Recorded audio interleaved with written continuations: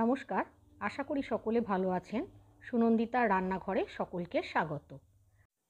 আজ বেগুনের একটা অসাধারণ রেসিপি আপনাদের সঙ্গে শেয়ার করব। খেতেও ভীষণ সুস্বাদু হয়। আজ দই বেগুনের রেসিপি আপনাদের সঙ্গে শেয়ার করব।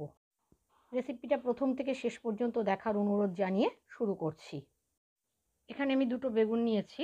ছোট বেগুনটা সম্পূর্ণ আর বড় বেগুনটার অর্ধেকটা আমি রান্না করব।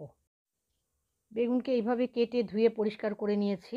তারপর এর মধ্যে হাফ টিস্পুন হলুদ গুঁড়ো,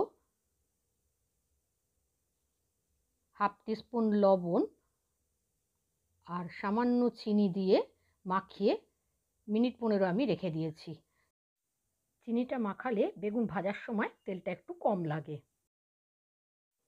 এদিকে একটা বাটিতে দই নিয়েছি, তার মধ্যে সামান্য লবণ আর সামান্য চিনি দিয়ে দইটাকে একটু ফেটিয়ে রেখেছি।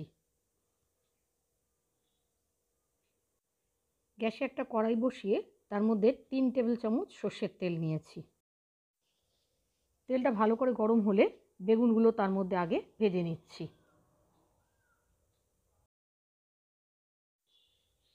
প্রথমে অর্ধেকটা বেগুন আমি তেলের মধ্যে দিলাম, দিয়ে উল্টে পাল্টে লাল করে ভেজে তুলে নিচ্ছি।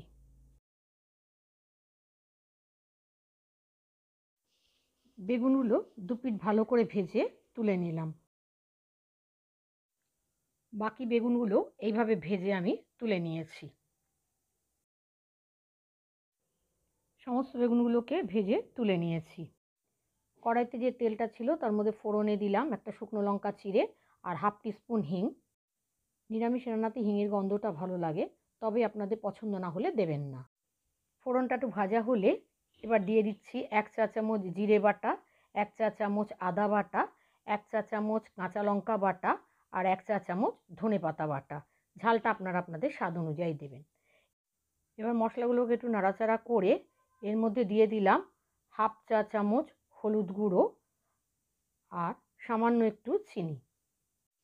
চিনিটা নাও দিতে পারেন।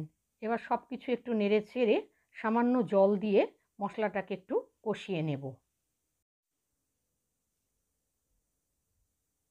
মশলাটা একটু ভালো করে কষানো হয়ে গেলে পরে আগের থেকে আমি দইটা নুন চিনি দিয়ে ফেটিয়ে রেখেছিলাম সেটা দিয়ে দিলাম। এই সময় কিন্তু গ্যাসের আঁচটা একেবারে লো করে দিতে হবে। তারপর দইয়ের বাটিটা ধুয়ে সামান্য জল দিয়ে দিলাম। এবার এই দইটাকেও মশলার সাথে একটু ভালো করে মিশিয়ে নিয়েছি। এরপর গ্যাসের আঁচটাকে হাই করে দিয়েছি।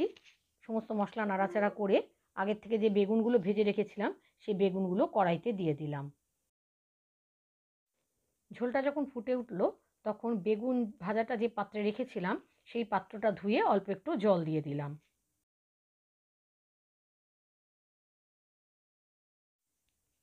ঝোলটা ফুটে উঠলে কড়াইটাকে ঢাকা দিয়ে মিডিয়াম ফ্লেমে আমি 2 মিনিট রেখে দিয়েছি। 2 মিনিট বাদে ঢাকনাটা খুলে দিলাম। তারপর গ্যাসের আঁচটাকে আবার হাইতে করে দিয়েছি। এরপর সামান্য গরম মশলা গুঁড়ো ছড়িয়ে দিলাম। এবার গরম মশলা গুঁড়োটাকে ছড়িয়ে দিয়েছি, দিয়ে এবার গ্যাসের আঁচটাকে বন্ধ করে দিলাম। তৈরি হয়ে গেল আমার আজকের রেসিপি দই বেগুন। রেসিপিটা ভালো লাগলে লাইক আর কমেন্ট করার অনুরোধ রইল। আর আমার চ্যানেলটা সাবস্ক্রাইব করে পাশে থাকা বেল আইকনটা ক্লিক করে দেবেন।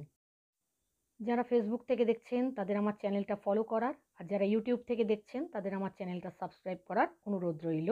আর পাশে থাকা বেল আইকনটা অবশ্যই ক্লিক করে দেবেন। আজ তাহলে এখানে শেষ করছি। আবার আসবো নতুন রেসিপি নিয়ে। ততক্ষণের জন্য সকলে ভালো থাকবেন, সুস্থ থাকবেন। ধন্যবাদ।